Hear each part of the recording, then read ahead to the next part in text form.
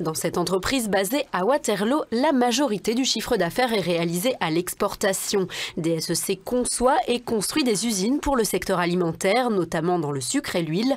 Cet industriel est présent en Europe, en Afrique, en Amérique latine et au Moyen-Orient. Autant dire qu'il dépend directement du climat économique mondial.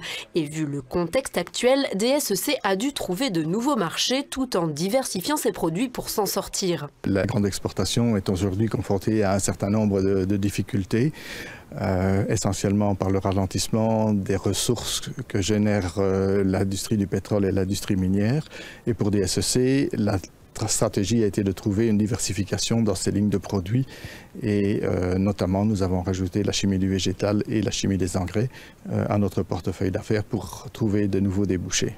Résultat, un carnet de commandes bien rempli pour les 2 années à venir. Mais toutes les entreprises wallonnes ne s'en sortent pas si bien. D'après l'Union wallonne des entreprises, qui présentait ce mercredi son point conjoncturel pour le semestre, les exportations sont en berne en Wallonie. Même chose pour les investissements. Et les perspectives, calculées avant les attentats du 22 mars, sont plutôt mauvaises.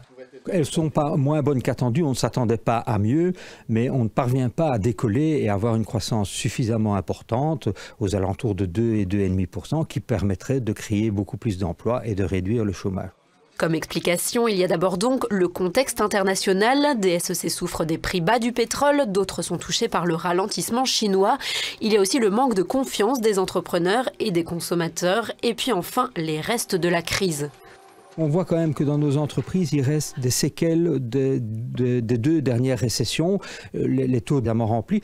Comme solution, l'UE propose de relancer l'investissement public avec notamment des projets dans les infrastructures, routes, voies d'eau, zoning industriel. Cela avec un arbitrage sur les dépenses pour ne pas creuser le déficit budgétaire.